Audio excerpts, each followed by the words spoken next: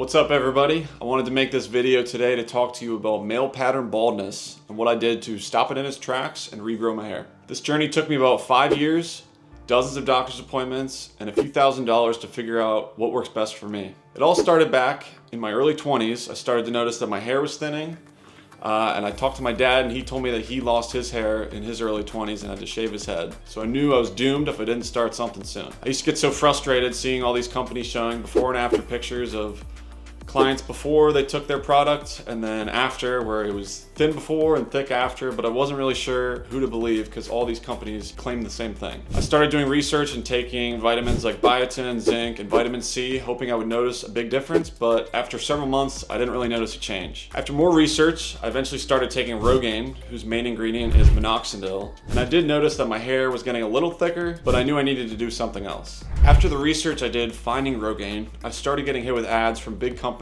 that said, take this pill and regrow your hair.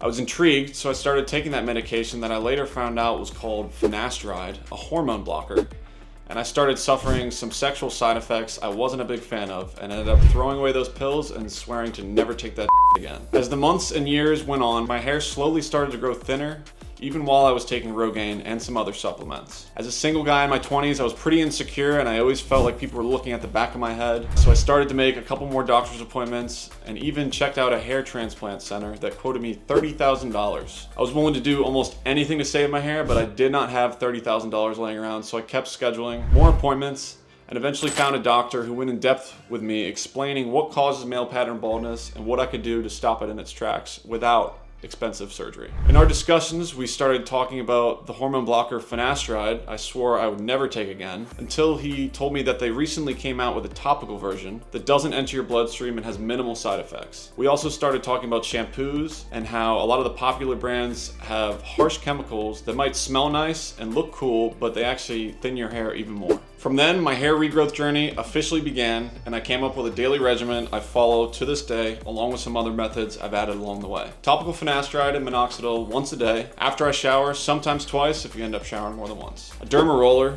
1 to 2 times per day, especially right before you put your topical medication on your head. Red light helmet 1 to 2 times per day, 20 minutes each session. When I shower, I have a rotation of a few different shampoos that do not contain any harsh chemicals, only ingredients that are shown to promote hair growth. I also tend to avoid hats when I can. I know a lot of other people wear hats more whenever their hair starts thinning, but I was told that this can actually make things worse. Thanks for taking the time to watch my video today. I'll have more videos in the future going more in depth on each topic. If you could like, subscribe, and comment below if you have any questions, I'd appreciate it. Thank you.